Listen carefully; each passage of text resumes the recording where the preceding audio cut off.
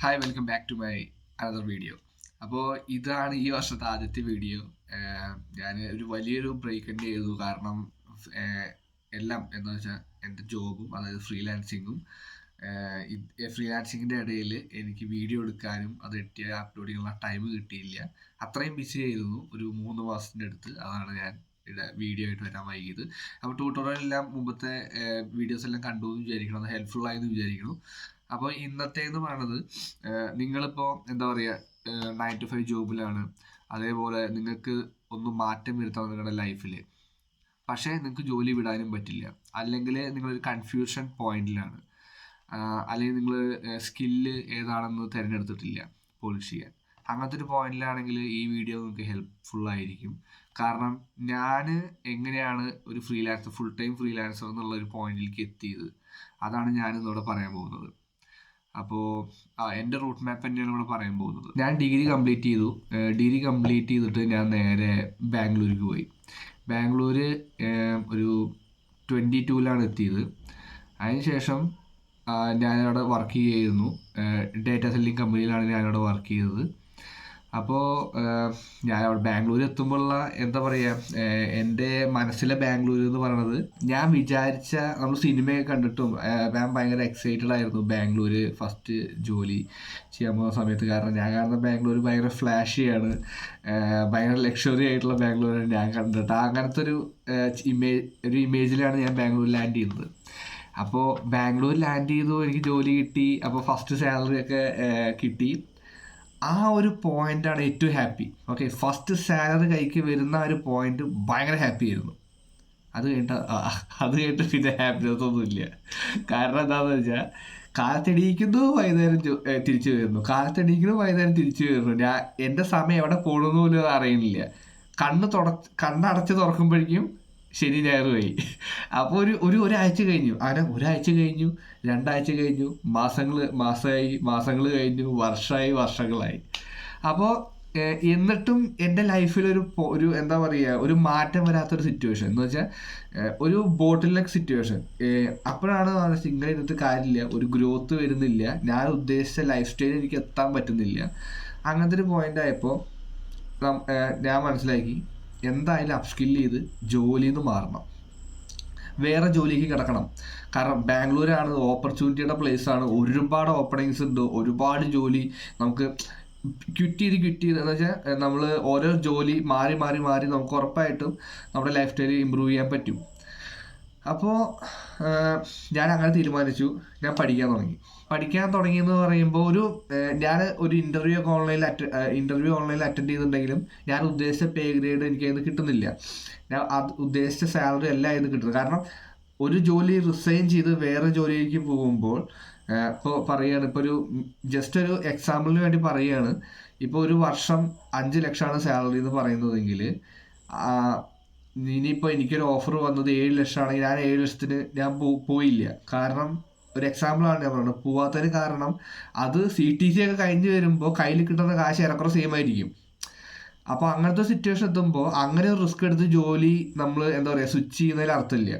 അപ്പോൾ അങ്ങനെ ആയപ്പോൾ എന്തായാലും പറഞ്ഞ എക്സ്പീരിയൻസ് കൊണ്ട് മാത്രം ഒരു വലിയൊരു സാലറി ജോലി കിട്ടില്ല. അപ്സ്കില്ല് ചെയ്യണം എന്നുള്ള ഒരു എന്താ പറയുക, ഒരു ഇന്നോവേറ്റബിൾ പോയിന്റാണ് ആ ടൈമിൽ. ഞാനത് റിയലൈസ് ചെയ്തതാണ്. അങ്ങനെ ഇരിക്കുന്ന സമയത്താണ് ഞാനിങ്ങനെ ജോലിയൊക്കെ ആകെ മടുത്തൊരു സിറ്റുവേഷനായി. എനിക്കൊരു റീസൺ ഇല്ലാത്ത സിറ്റുവേഷനായി. ഈ ജോലി ചെയ്യണം, എന്തിനാണ് ഈ ജോലി ചെയ്യുന്നത്, അങ്ങനത്തെ ഒരു പോയിന്റിൽ എത്തിയപ്പോൾ ഞാൻ അതൊക്കെ എടുക്കുന്ന ഒരു 6 മാസം ടൈം ആയപ്പോഴേക്കും ഞാനിത് 6 മാമത്തെ മാസം പറ്റിയാണ് ഞാൻ പറഞ്ഞു, ഞാൻ റിസൈൻ ചെയ്യാമെന്ന് പറഞ്ഞിട്ട് നേരെ പറയുകയാണ് ചെയ്തത്. അപ്പോൾ ആൾ കൺവിൻസ് ചെയ്തു. ഓക്കെ, ഞാൻ വീണ്ടും വർക്ക് ചെയ്തു. 1 വർഷം കഴിഞ്ഞു, 2 വർഷമായി കഴിഞ്ഞു. അങ്ങനത്തെ ഒരു പോയിന്റിലേക്ക് 2-ാമത്തെ കൊല്ലം കഴിയുമ്പോഴൊക്കെയാണ് എനിക്കൊരു എന്താ പറയുക ബ്രേക്കിംഗ് പോയിന്റിൽ എത്തി. എന്നെ കൊണ്ട് ഇതിന് പറ്റില്ല, ജോലി മാറിയേ പറ്റൂ എന്നുള്ള പോയിന്റിലേക്ക് എത്തുന്നത്. അപ്പോൾ ജോലി മാറുമ്പോൾ എന്തായാലും ഞാൻ പറഞ്ഞ പോലെ തന്നെ അപ്സ്കില്ല് ചെയ്യണം. അങ്ങനെ ശരിക്കും ഞാൻ പറഞ്ഞ സ്കിൽസ് ഓരോന്നായിട്ട് ഞാൻ ഒരുപാട് മേഖലയിലൂടെ ഞാൻ സെർച്ച് ചെയ്യാൻ തുടങ്ങി. കാരണം നമ്മളൊന്ന് പഠിക്കുന്നതിന് മുമ്പേ നമ്മൾ പഠിക്കാൻ പോകുന്ന എന്താണെന്ന് അതിനെക്കുറിച്ച് നമ്മൾ പഠിക്കണം. സംഭവം സിമ്പിളാണ്. ഇപ്പം ഞാനപ്പോൾ ഒരുപാട് അനലൈസ് ചെയ്തു. ആ ടൈമിൽ ഒരുപാട് റിസർച്ച് നടത്തി. എൻ്റെ ഫീൽഡ് എന്തിനാണ്, ഞാൻ ഡാറ്റ സയൻസിലേക്ക് നോക്കി. ഡാറ്റ സയൻസ് നോക്കിയപ്പോൾ മനസ്സിലായി, എൻ്റെ ഫീൽഡല്ല. അപ്പോൾ ഡാറ്റാ സയൻസ് എന്ന് പറഞ്ഞാൽ നമുക്ക് ജോലി വേണമെങ്കിൽ ചെയ്യാം, പക്ഷേ അതിലൊരു ആവറേജ് കൈയായിട്ട് നിൽക്കുന്ന ഒരു സിറ്റുവേഷൻ വരും. നമ്മുടെ ഏത് സ്കില്ലാണെങ്കിലും നിങ്ങളൊരു ആവറേജ് പോയിന്റിലാണെങ്കിൽ ഗ്രോത്ത് എന്ന് പറയുന്നത് വളരെ ഡിഫിക്കൽട്ടായിരിക്കും. അപ്പോൾ ഉറപ്പായിട്ടും ഡാറ്റാ സയൻസ് എൻ്റെ മേഖലയെല്ലാം മനസ്സിലായി. കാരണം അതിൽ ഒരുപാട് അനലറ്റിക്സ്, പ്രോഗ്രാമിംഗ് ആ രീതിയിലാണ്. കാരണം പ്രോഗ്രാമിംഗ് ആയിട്ട് എനിക്ക് ആ സമയത്തൊന്നും ഒരു കണക്ഷനും ഇല്ല. അപ്പോൾ ഞാൻ തീരുമാനിച്ചു നടക്കില്ല, ഡാറ്റാ സയൻസ് വേണ്ട. അപ്പോൾ പിന്നെ ഡാറ്റ അനലറ്റിക്സ് എന്നുള്ള സെക്ഷനിലെത്തി. ഡാറ്റ അനലറ്റിക്സ് എന്ന് പറയുമ്പോൾ അത്ര പ്രോഗ്രാമിങ്ങും ഇല്ല, പക്ഷേ നല്ല എന്താ പറയുക ഇപ്പോഴും ഡിമാൻഡുള്ള സംഭവങ്ങൾ ഡാറ്റ അനലിറ്റിക്സ്, ഡാറ്റ സയൻസ് എന്നൊക്കെ പറയുന്നത് നല്ല ഡിമാൻഡ് തന്നെയാണ്. പക്ഷേ എനിക്ക് അതും അങ്ങോട്ട് സെറ്റ് ആവുന്നില്ല. പക്ഷെ ഞാനിത് സെറ്റ് ആവുന്നില്ല എന്ന് പറയാൻ വേണ്ടിയിട്ട് ഞാൻ ഒരു മാസം ആ ഒരു ടോപ്പിക്കിൻ്റെ മുകളിൽ ഞാൻ ചെയ്ത് പഠിച്ചു. ഞാൻ ഒരുപാട് ഡാറ്റ എടുത്തിട്ട് ഞാൻ അത് ചെയ്ത് നോക്കിയിട്ട് എനിക്ക് അതിന് ചെയ്യാൻ പറ്റുന്നുണ്ട്. പക്ഷെ എന്നാലും ഇതല്ല അതിൻ്റെ റിയാലിറ്റി എന്നുള്ള സംഭവം എനിക്ക് അതിൽ നിന്ന് മനസ്സിലായി. ഉറപ്പായിട്ട് എനിക്ക് വേണമെങ്കിൽ എനിക്ക് സ്വിച്ച് ചെയ്യാം, പക്ഷെ സ്വിച്ച് ചെയ്യുമ്പോൾ ഞാൻ എൻ്റെ ഡൊമൈൻ സ്വിച്ച് ചെയ്യുന്ന സിറ്റുവേഷനാണ് വരിക. അപ്പോൾ ഇത്ര കാലം ഞാൻ ചെയ്ത എക്സ്പീരിയൻസ്, ആ ഒരു ഫീൽഡ് കംപ്ലീറ്റ് എൻ്റെ കയ്യിൽ നിന്ന് പോകും. അങ്ങനത്തെ ഒരു റിസ്ക് എടുക്കുമ്പോൾ എനിക്ക് അതിനുള്ള റിവാർഡ് വേണം. അപ്പോൾ നോക്കിയപ്പോൾ എന്തൊരു സ്കില്ല് പോളിഷ് ചെയ്തെടുക്കുകയാണെങ്കിൽ ഒരു 6 month പഠിക്കാനുള്ള ഒരു ടൈമിൽ കൊടുക്കണം. അവരെ ഞാൻ മെല്ലെ ഡാറ്റ അനലറ്റിക്സും വേണ്ട ഒരു മാറ്റി വെച്ചു. പിന്നെയാണ് ബിസിനസ് അനലിസ്റ്റ് എന്ന് പറയുന്നത് ഡാറ്റ അനലിസ്റ്റും അതേപോലെ തന്നെ ബിസിനസ് നോളജും ബ്ലെൻഡ് ചെയ്തിട്ടുള്ളതാണ്. അപ്പോൾ അതൊരു ബിസിനസ് അനലിസ്റ്റൊക്കെ നല്ല ഡിമാൻഡാണ് മുമ്പത്തെ എന്ന് പറയുമ്പോൾ ഡാറ്റ അനലിസ്റ്റിൻ്റെ വർക്കൊന്നും ഉണ്ടായിരുന്നില്ല. ഇപ്പോൾ അത് ടെക്നിക്കൽ ബിസിനസ് അനലിസ്റ്റിനെ കൂടി ബ്ലെൻഡ് ചെയ്തിട്ടുള്ള രീതിയിലാണ് ഇപ്പോൾ പോയിക്കൊണ്ടിരിക്കുന്നത്.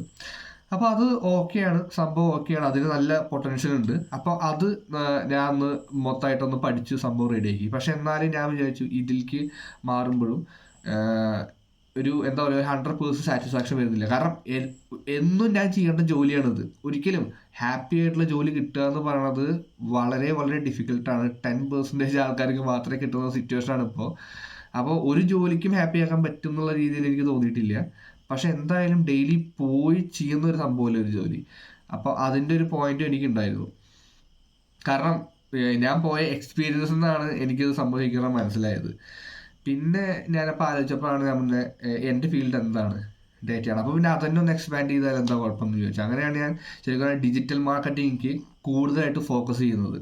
കാരണം ആ സമയത്തൊക്കെ ഡിജിറ്റൽ മാർക്കറ്റിംഗ് ഞാൻ ചെയ്യുന്നുണ്ടെങ്കിലും അതിൽ ഇമെയിൽ മാർക്കറ്റിംഗ് സെക്ഷനും ക്ലയൻറ്റ് മാനേജ്മെൻറ്റ് അങ്ങനെ ഒരുപാട് കാര്യങ്ങളായിരുന്നു ഞാൻ അതിൽ ചെയ്യുന്നുണ്ടായിരുന്നത്. ഞാൻ മൊത്തമായിട്ട് കാര്യങ്ങൾ അങ്ങനെ നോക്കിയിട്ടുണ്ടായിരുന്നില്ല. പക്ഷേ എന്തായാലും കാരണം അതൊരു എന്താ പറയുക, ഒരുപാട് മേഖലയുണ്ട്, അതിൽ ഒരുപാട് പഠിക്കാനുണ്ട്. അതുകൊണ്ട് ഞാൻ മാറ്റി വെച്ചിരിക്കുകയായിരുന്നു. കാരണം ഞാൻ നേരത്തെ മെൻഷൻ ചെയ്ത പോലെ ഒരു ആവറേജ് പോയിന്റിൽ നിന്നിട്ട് ഒരു കാര്യമില്ല. അങ്ങനെ ഞാൻ തീരുമാനിച്ചു പഠിക്കണം എന്നുള്ള രീതിയിലൊക്കെ ആയിരുന്നു. അപ്പോൾ ശരിക്കും പറഞ്ഞാൽ ഞാനപ്പോഴും ജോലിക്കുള്ള മൈൻഡ് സെറ്റ് ആയിരുന്നു. അവിടെയാണ് പോയിന്റ്. ഞാൻ ജോലിക്ക് പോകണം, ജോലി ചെയ്യണം, നല്ലൊരു പേ ഗ്രേഡ്, ആ ഒരു മൈൻഡ് സെറ്റ് ആയിരുന്നു. പക്ഷേ എങ്ങനെയാണ് ഞാൻ ഫ്രീലാൻസിലേക്ക് എത്തിയെന്ന് പറയാൻ പോകുന്ന ഒരു ടേണിംഗ് പോയിന്റ്, ഒരു pivotal moment in my life, അത് നടന്നത് എനിക്കിപ്പോഴും ഓർമ്മയാണ്. ഞാൻ എന്താ പറയുക, ഒരു ശനിയാഴ്ച രാത്രി 2 മണിക്ക് ഞാനിങ്ങനെ മൊബൈൽ നോക്കിക്കൊണ്ടിരിക്കുകയായിരുന്നു. കാരണം നൈറ്റ് ഷിഫ്റ്റ് ചെയ്യുന്ന എനിക്ക് രാത്രി എന്ന പകലൊന്നും ഇല്ലാത്തൊരു സിറ്റുവേഷനായി. അപ്പോൾ 2 മണി രാത്രി ഫോൺ നോക്കി ഇരിക്കുക. ഞാൻ ചെറിയൊരു റിസർച്ചൊക്കെ നടത്തിയിട്ട് ഞാൻ ലാപ്ടോപ്പ് ക്ലോസ് ചെയ്തു, നേരെ കിടന്നു വന്നിട്ട് ഫോൺ ഇങ്ങനെ സ്ക്രോൾ ചെയ്തുകൊണ്ടിരിക്കുകയാണ്. അപ്പോൾ ഒരു യൂട്യൂബ് വീഡിയോ, ശരിക്കും പറഞ്ഞാൽ അതാണ് എൻ്റെ ലൈഫ് ചേഞ്ച് ചെയ്തത്. ആ യൂട്യൂബ് വീഡിയോയിലെ തമ്പനയിൽ അത്ര അട്രാക്റ്റീവ് ആയില്ലെങ്കിലും പക്ഷേ ആ വീഡിയോയിൽ പറയുന്ന ഐഡിയ കറക്റ്റായിരുന്നു. അപ്പോൾ ഞാൻ ആ വീഡിയോ കണ്ടു. 45 മിനിറ്റ് ആയിരുന്ന വീഡിയോ. അതിനുശേഷം നടക്കണതാണ് പിന്നെ എൻ്റെ ലൈഫിൽ മൊത്തം നല്ല പോയിൻ്റായിട്ട് വന്നത്. എന്താണെന്ന് വെച്ചാൽ എങ്ങനെയാണ് ഞാനൊരു മാസം $1000 ഫ്രീലാൻസിലൂടെ നേടിയിരുന്നത്. അങ്ങനത്തെ സിമ്പിളായിട്ടുള്ള ലൈനായിരുന്നു. ഞാൻ ആ വീഡിയോ കണ്ടു. വെബ്സൈറ്റ് ഡിസൈനിങ്, അതാണ് എൻ്റെ ലൈഫ് മൊത്തം മാറ്റിമറിച്ചത്. WordPress website designing. അപ്പോൾ ആ സ്കിൽസിൻ്റെ കാര്യങ്ങൾ എന്തൊക്കെയാണെന്ന് മൊത്തമായിട്ട് അതിൽ പറഞ്ഞു തന്നു ഒറ്റ വീഡിയോ. അപ്പോഴും ഞാനൊരു വീഡിയോ കണ്ടപ്പോൾ എനിക്കത് ക്യൂരിയസ് ആയി. കാരണം ഒരു കോഡിങ്ങും ചെയ്യണ്ട, നമുക്ക് ഡ്രാഗ് ആൻഡ് ഡ്രോപ്പിലൂടെ ഒരു വെബ്സൈറ്റ് ഉണ്ടാക്കാം. ശരിക്കും പറഞ്ഞാൽ മിക്കവാറും ബിസിനസ്സും ഇപ്പോൾ വേർഡ്പ്രസ് വെബ്സൈറ്റ് തന്നെയാണ് എടുക്കുന്നത്. കാരണം എന്താണെന്ന് വെച്ചാൽ അത് വളരെ അഫോർഡബിൾ ആണ്. നോർമലി ഇപ്പോൾ നോഡ് JS, നോഡ് CSS കൂടി അങ്ങനെയൊക്കെ ഒരു പ്ലാറ്റ്ഫോമിൽ ബിൽഡ് ചെയ്യുന്ന വെബ്സൈറ്റ് എന്ന് പറയുന്നത് നോർമലി എക്സ്പെൻസീവും ടൈം കൺസ്യൂമിങ്ങും ആയിരുന്നൊരു പോയിന്റ് ആകുമ്പോൾ അങ്ങനെ കമ്പയർ ചെയ്ത് വേർഡ് പ്രസ് നോക്കുമ്പോൾ വളരെ ഈസി ആയിട്ട് നമുക്ക് ബിൽഡ് ചെയ്തെടുക്കാൻ പറ്റുന്നുണ്ട്, ഡെലിവറി ചെയ്യാനും പറ്റുന്നുണ്ട്. അപ്പോൾ അങ്ങനത്തെ ഒരു വെബ്സൈറ്റിൻ്റെ ഒരു ഓപ്പർച്യൂണിറ്റി ഞാൻ അപ്പോഴാണത് അറിയണത്. ശരിക്കും പറഞ്ഞാൽ അത്രയും കാലം എനിക്ക് ഇതിനെക്കുറിച്ച് അറിഞ്ഞാലും ആക്ഷൻ എടുക്കാനുള്ള ഒരു മൈൻഡ് എനിക്ക് ഉണ്ടായിരുന്നില്ല. അവിടെയാണ് സംഭവം. കാരണം ആക്ഷൻ എടുക്കാനും എനിക്ക് ആ സമയത്ത് ഒരു മൈൻഡ് ഉണ്ടായിരുന്നില്ല. പക്ഷേ ഈ ഒരു വീഡിയോ ഞാനത് കണ്ടതോടുകൂടി മൊത്തം മാറി. ഞാനതിനെക്കുറിച്ച് ഒരുപാട് റിസർച്ച് നടത്തി, ഞാൻ ഒരുപാട് അത് ചെയ്തു. എന്നിട്ട് ഞാൻ ഒന്നും നോക്കില്ല, യൂട്യൂബ് വീഡിയോ എടുത്തു. ഞാൻ നേരെ ഡൊമൈൻ പർച്ചേസ് ചെയ്തു, ഹോസ്റ്റിംഗ് ഒക്കെ എല്ലാം എടുത്തു. ഞാൻ എന്നിട്ട് അത് നോക്കിയിട്ട് പഠിച്ചു കഴിഞ്ഞിട്ട് എനിക്ക് ഒരുപാട് കൺഫ്യൂഷൻസ് ഉണ്ടായിരുന്നു. അങ്ങനെ ഞാൻ ഒരു ഓൺലൈനിൽ കോഴ്സ് എടുത്തു, ഡിജിറ്റൽ മാർക്കറ്റിങ്ങിൻ്റെ കോഴ്സൊക്കെ എടുത്തു. പക്ഷേ ഞാൻ കോഴ്സൊക്കെ കംപ്ലീറ്റ് ചെയ്തെങ്കിലും ഏത് കോഴ്സ് എടുത്താലും എനിക്കൊരു സംഭവം മനസ്സിലായി. ഏത് ഡിജിറ്റൽ മാർക്കറ്റിംഗ് ഏതൊരു കോഴ്സ് എടുത്താലും അവർ പഠിപ്പിക്കുന്നത് 100% എവിടെയില്ല. ഇതിൽ എന്താണെന്ന് വെച്ചാൽ 100% എവിടെയില്ല എന്ന് പറയണത് നിങ്ങൾക്ക് വേണ്ട എന്താണ് 100%. ഞാൻ ഉദ്ദേശിക്കുന്നത് ഫ്രീലാൻസിങ് ബേസ് ചെയ്തിട്ടുള്ള നോളജ് ആയിരുന്നു വേണ്ടത്. അതൊരിക്കലും അവരുടെ എനിക്ക് കിട്ടിയിട്ടില്ല. അത് പറയുന്നത് എന്താ പറയുക, നമ്മൾ ഗെയിൻ ചെയ്തെടുക്കുന്ന ഒരു പോയിന്റാണ്. ഞാൻ എന്തായാലും അത് പഠിച്ചു, ആ കോഴ്സ് ഇങ്ങനെ പഠിച്ചു കഴിഞ്ഞു. എനിക്കൊരു ഈ സ്കിൽസൊക്കെ എന്താ സംഭവം മനസ്സിലായി, സംഭവം പഠിച്ചു. എനിക്ക് പെർഫെക്റ്റ് ചെയ്യാനുള്ള പോയിന്റാണ്.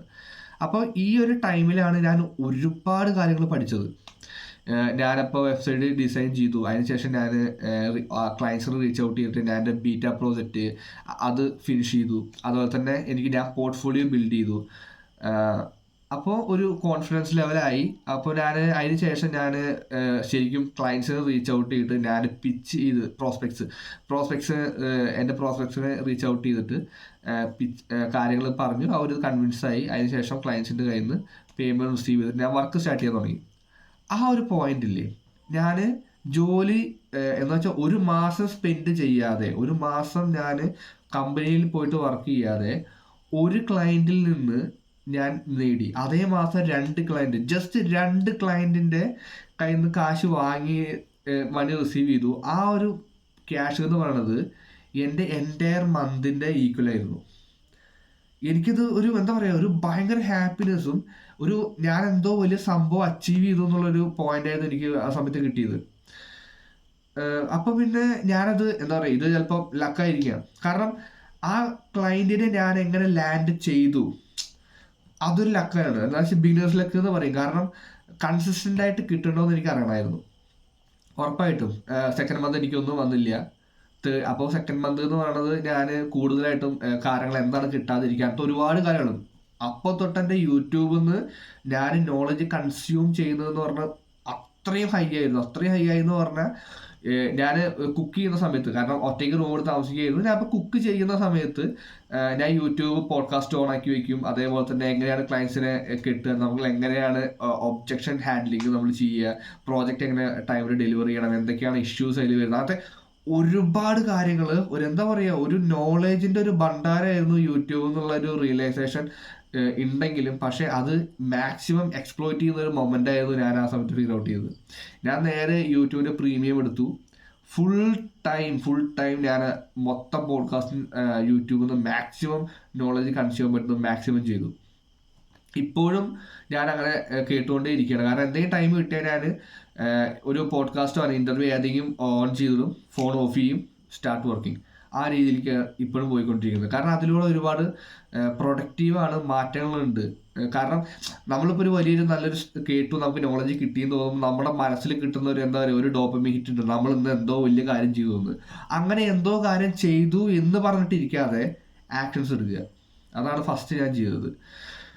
അപ്പോൾ ആക്ഷൻസ് എടുക്കുന്ന സമയത്ത് ഞാൻ വർക്കിൽ നിന്ന് ജോലി കഴിഞ്ഞിട്ട് തിരിച്ചു വരിക, അതിന് ശേഷം എൻ്റെ ഫ്രീലാൻസിങ് ജേണി അതിൻ്റെ ഒപ്പം ചെയ്യുക, അത് കഴിഞ്ഞിട്ട് തിരിച്ചും ആ ഒരു റൊട്ടേഷൻ. എനിക്ക് ടൈം എന്ന് പറഞ്ഞാൽ ഉണ്ടായിരുന്നില്ല, പക്ഷെ ചെയ്യുന്നതിൽ ഒരു ഹാപ്പിനെസ് ഉണ്ടായിരുന്നു. അപ്പോൾ എൻ്റെ മനസ്സിലുണ്ടായിരുന്നത് ഫ്രീലാൻസിങ് എന്ന് പറയുന്നത് ഭയങ്കര സംഭവമാണ്, അതൊരു ജീനിയസ് ആയിട്ടുള്ള ആൾക്കാരാണ് അത് ചെയ്യുക. സാധാരണ എനിക്കങ്ങനെ വലിയൊരു ഐഡിയ ഒന്നും ഇല്ല, അങ്ങനത്തെ ഒരു മൈൻഡ് സെറ്റിൽ നിന്ന്. കാരണം എനിക്ക് ആ മൈൻഡ് സെറ്റ് ഉണ്ടായിരുന്നത് ഒരു 2020 കൊറോണ ടൈമിലൊക്കെ എനിക്ക് ഈ സെയിം മൈൻഡ് സെറ്റ് ആയിരുന്നു. എനിക്ക് how to make money online എല്ലാവരും ഒരു സർട്ടൺ പോയിന്റ് ലൈഫിൽ ടൈപ്പ് ചെയ്ത സംഭവമായിരിക്കും. ഞാനും ടൈപ്പ് ചെയ്തിട്ടുണ്ട്. ആ സമയത്തും ഈ കേട്ടിട്ടുള്ളതാണ് ഫ്രീലാൻസിങ്. പക്ഷേ എനിക്ക് എന്തുകൊണ്ടോ ആ സമയത്ത് ഞാനത് ചെയ്യാൻ ശ്രമിക്കുമ്പോഴും ഇങ്ങനത്തെ ഒരു സ്കില്ല് വേണം, ആ സ്കില്ല് ഡെവലപ്പ് ചെയ്യണം, അതിന് ഒരുപാട് പോർട്ട്ഫോളിയോ അങ്ങനത്തെ ഒരുപാട് കാര്യങ്ങളൊന്നും എനിക്ക് ആ സമയത്ത് നോളേജ് യൂട്യൂബിൽ നിന്ന് എനിക്ക് അങ്ങനെ അധികം ആൾക്കാരൊന്നും പറഞ്ഞിട്ടുണ്ടായിരുന്നില്ല. പക്ഷേ എന്താ പറയുക, നമ്മളെ ചുറ്റുപാടുള്ള ആൾക്കാർ എങ്ങനെയാണോ അതനുസരിച്ച് മാറുന്നുള്ള സിറ്റുവേഷൻ അതാണെന്ന് എനിക്ക് തോന്നുന്നു. കാരണം ബാംഗ്ലൂർ ഞാൻ പോയപ്പോൾ ഞാൻ ഇവിടെ ഇരുന്ന് ഫോൺ നോക്കുന്ന ആ ഒരു സംഭവമല്ല എനിക്ക് കിട്ടുന്നത്. ചിലപ്പോൾ അൽഗോരിതം ചുറ്റുപാടുള്ള മാറിയതായിരിക്കാം, അല്ലെങ്കിൽ എൻ്റെ മൈൻഡ് സെറ്റ് മാറിയതായിരിക്കാം. യൂട്യൂബ് തന്നെ വളരെ അമേസിംഗ് ആയിട്ടുള്ള കണ്ടന്റ് എൻ്റെ ഫീൽഡിലേക്ക് എത്തിക്കാൻ തുടങ്ങി. യൂട്യൂബ് ആണെങ്കിലും ഇൻസ്റ്റാഗ്രാം ആണെങ്കിലും ഫുൾ ഓഫ് അടിപൊളി നോളജ് ആയിട്ടുള്ള കണ്ടന്റ് ആയിരുന്നു, മൊത്തം കൺസ്യൂം ചെയ്തു. അതിനുശേഷം ഞാൻ അങ്ങനെ ഒരു പോയിന്റിലെത്തി. ഞാൻ കാശ് ഒരു 6 മാസം കൺസിസ്റ്റന്റ് ആയിട്ട് ഇൻകം വരുന്ന ഒരു പോയിന്റിലേക്ക് എത്തി. അപ്പോൾ അതൊരു വലിയൊരു കോൺഫിഡൻസ് ആയിരുന്നു എനിക്ക് നൽകിയത്. ഞാനപ്പോൾ നേരെ പോയി റിസൈൻ ചെയ്തു. ആ സമയത്ത് കൺവിൻസിങ് സംഭവം ഒക്കെ നമ്മൾ നേരെ റിസൈൻ ചെയ്തു. ഇതാണ് പരിപാടി, ഞാൻ ഇങ്ങനെയാണ് ചെയ്യാൻ പോകുന്ന സംഭവത്തേക്ക് ഞാൻ നടന്നു. അങ്ങനെ റിസൈൻ ചെയ്ത് ഞാൻ നേരെ തിരിച്ചു വന്നു. എന്നിട്ട് ഞാൻ നേരെ ഒരു റൂം എടുത്തു. അവിടെയാണ് ഇപ്പോൾ വർക്ക്. ഇതാണ് ആ റൂം. ഇതാണ് എൻ്റെ ലോകം. ഇവിടെ വെച്ചിട്ടാണ് ഞാൻ എല്ലാം ചെയ്യുന്നത്. ഫ്രീലാൻസിങ് അതേപോലെ തന്നെ ഫുൾ ഇവിടെ തന്നെയാണ് എല്ലാം. അപ്പോൾ ഇവിടുന്ന് ഞാനിങ്ങനെ വർക്ക് ചെയ്യാൻ തുടങ്ങി, കൂടുതൽ വർക്ക് കിട്ടാൻ തുടങ്ങി. അതേപോലെ തന്നെ സർവീസസും ഞാൻ എക്സ്പാൻഡ് ചെയ്യാൻ തുടങ്ങി. വെബ്സൈറ്റ് ഡിസൈനിങ് സ്റ്റാർട്ടിങ് ആണെങ്കിൽ വെബ്സൈറ്റ് ഡിസൈനിങ്, പിന്നെ social media marketing, social media managing, Google ads, lead generation, logo designing, branding etcetera എല്ലാം ചെയ്യാൻ തുടങ്ങി. അപ്പോൾ ശരിക്കും പറഞ്ഞാൽ ഡിജിറ്റൽ മാർക്കറ്റിംഗ് എന്ന സംഭവം അല്ല എൻ്റെ മനസ്സിൽ വന്നത്. ആ സമയത്ത് ഞാൻ ഫോണിൽ നോക്കി, എൻ്റെ ലൈഫ് ചേഞ്ചിങ് മൊമെൻ്റ് ഉണ്ടായി. എന്നാലും ശരിക്കും പറഞ്ഞാൽ ശരിക്കും ഞാൻ കണ്ട വീഡിയോ എന്ന് പറയുന്നത് ഡിജിറ്റൽ മാർക്കറ്റിംഗ് എന്ന് പറഞ്ഞിട്ടുള്ളതല്ല. ഞാൻ പറഞ്ഞു വെബ്സൈറ്റ് ഡിസൈനിങ് ആണ് മൊത്തം ചേഞ്ച് ചെയ്യുന്നത്. പക്ഷേ അതേപോലെ തന്നെ ഒരു വലിയൊരു വീഡിയോ ഞാൻ കണ്ടത് SMMA എന്ന് പറഞ്ഞിട്ടുള്ളതായിരുന്നു. SMMA എന്ന് പറയുന്നത് എൻ്റെ ലൈഫിൽ ഉണ്ടാക്കിയ ഇമ്പാക്റ്റ് ചെറുതൊന്നുമല്ല. പക്ഷേ ആ സംഭവം അടിപൊളിയാണ്. പക്ഷേ ഞാനിത് പഠിച്ചു വന്നപ്പോൾ ഡിജിറ്റൽ മാർക്കറ്റിൻ്റെ ഒരു ചെറിയൊരു ഫ്രാക്ഷൻ മാത്രമാണ് SMMA. Social media managing, social media marketing agency. ആ സംഭവം ഒരു ചെറിയൊരു എന്താ പറയുക, ഒരു ഫ്രാക്ഷൻ മാത്രമാണ് ഡിജിറ്റൽ മാർക്കറ്റിങ്ങിൻ്റെ. അതുകൊണ്ട് സോഷ്യൽ മീഡിയ മാർക്കറ്റിംഗ് മാത്രമാണ് ഞാൻ ആദ്യം കൊണ്ടുപോകാന്നാണ് വിചാരിച്ച്. പക്ഷേ ഞാൻ പിന്നെ ആലോചിച്ചു, ഈ സ്കിൽസ് എല്ലാം എനിക്കറിയാം, എനിക്കെല്ലാം സർവീസും പ്രൊവൈഡ് ചെയ്യാൻ കേപ്പബിൾ ആണ് എന്നുള്ള രീതിയിൽ തന്നെയാണ് ഞാനിപ്പോൾ പോയിക്കൊണ്ടിരിക്കുന്നത്. പക്ഷേ ഈമാൻ ഗാഡ്സി എല്ലാവരും കേട്ടിട്ടുണ്ടാവും. കാരണം അവിടെ നിന്നൊക്കെയാണ് എനിക്ക് ഒരുപാട് നോളജ് കിട്ടിയത്. അങ്ങനെ ഞാനതെല്ലാം അപ്ലൈ ചെയ്യാൻ തുടങ്ങി. അങ്ങനെ ആദ്യം എന്താ പറയുക, ഈ ഇന്ത്യൻ ക്ലയൻസ് അങ്ങനെയൊക്കെ ഞാൻ ചെയ്തുകൊണ്ടിരുന്നത്. സംഭവമൊക്കെ അടിപൊളിയായിട്ട് പോയി. എന്നൊരു പോയിന്റിലേക്ക് എത്തിയപ്പോൾ ഞാൻ നേരെ എന്താ പറയുക, ഇന്റർനാഷണൽ ക്ലയൻറ്റിലേക്ക് പോയി. അങ്ങനെ ഫസ്റ്റ് ഇന്റർനാഷണൽ ക്ലയൻറ്റ് ലാൻഡ് ചെയ്യുന്ന ഒരു പോയിന്റ് ഉണ്ടായിരുന്നു. അതൊരു ഭയങ്കര ഹാപ്പിനെസ് ആയിരുന്നു. കാരണം ഒരു എന്നെ വിശ്വസിച്ച് ഞാനൊരാളെന്ന് മതിച്ചിട്ട് ഒരു ഇന്റർനാഷണൽ ക്ലയൻറ്റ് ഒരു മീറ്റിങ്ങിന് വരികയാണ്. ഞാൻ ആളുടെ മുമ്പിൽ സംസാരിച്ചു, USA ക്ലയൻറ്റ് ഞാനടുത്ത് സംസാരിച്ചു, ഞാൻ പറഞ്ഞതെല്ലാം ആൾക്ക് ഓക്കെ. അങ്ങനെ ഞാനായിട്ടുള്ള ഒരു വർക്ക് ഓർഡറിൽ സൈൻ ചെയ്ത് ഫസ്റ്റ് 50% പേയ്മെൻറ്റ് റിസീവ് ചെയ്ത് കിട്ടിയ സമയത്ത് എനിക്ക് ആ ഒരു മൊമെൻറ്റ് ഇപ്പോഴും എൻ്റെ മനസ്സിലുണ്ട്. ഞാനൊരു എന്താ പറയുക, ഭയങ്കര ഹാപ്പിനെസ്സിലായിരുന്നു. കാരണം എന്ന് വെച്ചാൽ നമ്മൾ സംസാരിക്കുന്നത് ഒരു കമ്പനിയുടെ CEO, ഡയറക്ടർ ബോർഡ് ലെവൽ അങ്ങനത്തെ ഒരു വ്യക്തിയായിട്ടാണ്. അവരുടെ ഒരു 20 മിനിറ്റ് നമുക്ക് വേണ്ടി മാറ്റി വെക്കുക എന്ന് പറയുന്നത് തന്നെ വലിയൊരു അച്ചീവ്മെൻ്റ് ആയിട്ടാണ് എനിക്ക് തോന്നിയത്. അങ്ങനെ അത് കഴിഞ്ഞു, ഞാൻ വർക്ക് കഴിഞ്ഞു, വെബ്സൈറ്റ് ഡിസൈനിങ് ചെയ്തു കഴിഞ്ഞു. അവർക്കത് ഇഷ്ടമായി, ബാക്കി പേയ്മെൻറ്റ് റിസീവ് ചെയ്തു. അപ്പോൾ ആ സമയത്ത് ഞാൻ പേയ്മെൻ്റ് ആയിട്ട് ഉപയോഗിച്ചത് പേപ്പാലാണ്. ഓക്കെ, പേയ്മെൻറ്റ് സെക്ഷൻ എന്ന് പറയുന്നതും അതേപോലെ തന്നെ വർക്ക് ഓർഡർ കോൺട്രാക്ട് എന്ന് പറയുന്നതും അതൊക്കെ ഒരു വലിയൊരു ടോപ്പിക്കാണ്. ഞാൻ കുറച്ച് അടുത്തൊരു വീഡിയോ ഇടാൻ നോക്കാം. പക്ഷേ അതും കൂടി ഇതിൽ പറഞ്ഞാൽ ഈ വീഡിയോ ഇനി ലെങ്ത് ആവും. ഓക്കെ, അങ്ങനെ ഞാനിങ്ങനെ വർക്കുകൾ കിട്ടി. അങ്ങനെ ഇപ്പോൾ ഇത് 1 വർഷം ഞാനൊരു ഫ്രീലാൻസിങ് ജേർണി സ്റ്റാർട്ട് ചെയ്തിട്ടപ്പോൾ 1 വർഷമായി ഫ്രീലാൻസിങ് ജേർണി സ്റ്റാർട്ട് ചെയ്തിട്ട്. ജോബ് റിസൈൻ ചെയ്ത് ഫ്രീലാൻസിങ് ജേർണി സ്റ്റാർട്ട് ചെയ്തിട്ട് ഇപ്പോൾ 1 വർഷം. സംഭവം എല്ലാം അടിപൊളിയായിട്ട് പോകുന്നുണ്ട്. അപ്പോൾ അതാണ് എൻ്റെ ജേണി. അപ്പോൾ ഇങ്ങനെ വേണമെങ്കിൽ നിങ്ങൾക്ക് ചെയ്യാം. ഞാൻ ചെയ്ത ഒരു സേഫ് പ്ലേ ആണ്. ജോലി ചെയ്തുകൊണ്ടിരിക്കുമ്പോൾ സ്കില്ല് ഡെവലപ്പ് ചെയ്ത് അതിൽ പോർട്ട്ഫോളിയോ ബിൽഡ് ചെയ്ത് ഞാനൊരു സർട്ടൺ പോയിന്റിൽ എത്തി. എനിക്ക് റിസൈൻ ചെയ്യാൻ പറ്റുന്ന ഒരു കോൺഫിഡൻസ് എത്തി. ഇൻകം വരാൻ തുടങ്ങിയപ്പോഴാണ് റിസൈൻ ചെയ്തത്. അതേപോലെ നിങ്ങൾക്കും ചെയ്യാം. ഉറപ്പായിട്ടും എന്ന് വെച്ചാൽ 6 മാസം വർക്ക് ചെയ്യണമെന്ന് 6 മാസം നിങ്ങൾ ഫ്രീലാൻസിങ് കൊണ്ടുപോകണമെന്ന് പറയണത് നിങ്ങളുടെ ഒരു കോൺഫിഡൻസിന് വേണ്ടിയിട്ടാണ്. നിങ്ങൾ പറയുകയാണ് എനിക്ക് അതിൻ്റെ ആവശ്യമില്ല, എനിക്ക് അത്രയും എക്സ്പീരിയൻസ് ഉണ്ട് ഇതിൽ, ഞാനത് ഒറ്റയ്ക്ക് ചെയ്യാൻ തയ്യാറാണെന്ന്. അത് സൂപ്പറാണ്, ചെയ്തോളൂ, ഒരു ഇഷ്യൂ ഇല്ല. അതല്ല നിങ്ങൾക്ക് ജോലി ചെയ്തുകൊണ്ടിരിക്കുമ്പോൾ തന്നെ ഒരു സൈഡ് ഇൻകം എന്നുള്ള രീതിയിലാണ് ഫ്രീലാൻസിങ് കൊണ്ടുപോകണമെന്നുണ്ടെങ്കിലും അതും സൂപ്പറാണ്. ഇതെല്ലാം നിങ്ങളുടെയാണ് ചോയ്സ്. കാരണം ഒരാൾ ജോലി ചെയ്യുന്നുണ്ടെങ്കിൽ നിങ്ങൾക്കൊരു സ്കില്ലുണ്ട്, ആ സ്കില്ല് നിങ്ങൾക്ക് പ്രൊവൈഡ് ചെയ്യാം ഡയറക്റ്റ്ലി. ഒരു നടുക്കിൽ ആരും ഇല്ല. ഡയറക്റ്റ് നിങ്ങൾ ക്ലയൻസിന് റീച്ച് ഔട്ട് ചെയ്യും, അവർ നിങ്ങൾക്ക് പേയ്മെൻറ്റ് ചെയ്യും, നിങ്ങൾക്ക് സർവീസ് പ്രൊവൈഡ് ചെയ്യാം. സോ സിമ്പിൾ, അത്രയേ ഉള്ളൂ. അപ്പോൾ ഫ്രീലാൻസിങ് എന്ന് പറയുന്ന ഒരു സ്ട്രക്ചർ ഉണ്ട്. നിങ്ങൾ എന്താ പറയുക, ഒരു നല്ലൊരു കോൺട്രാക്റ്റ് ഒക്കെ വേണം. കോൺട്രാക്റ്റ് എന്ന് പറഞ്ഞാൽ അതൊരു വലിയൊരു ടേമാണ്. നമുക്ക് സിമ്പിളായിട്ട് മ്യൂച്വൽ എഗ്രിമെൻറ്റ് അല്ലെങ്കിൽ വർക്ക് ഓർഡർ എന്നുള്ള രീതിയിൽ നമുക്ക് പറയാം. അങ്ങനെ നമ്മൾ വർക്ക് ഓർഡർ ക്രിയേറ്റ് ചെയ്യുക, അല്ലെങ്കിൽ പ്രപ്പോസലൊക്കെ അയച്ചിട്ടാണ് നമ്മൾ ചെയ്യുക. അപ്പോൾ ഒരു ഫുൾ സ്ട്രക്ചർ ഉണ്ട്. അപ്പോൾ ഇതെല്ലാം ഞാൻ എൻ്റെ എക്സ്പീരിയൻസിൽ നിന്ന് പഠിച്ച് അതെനിക്ക് അപ്ലിക്കബിൾ ആണ് എന്നതുകൊണ്ടാണ് ഞാനിപ്പോൾ നിങ്ങളുടെ മുമ്പിൽ ഒന്ന് പറയുന്നത്.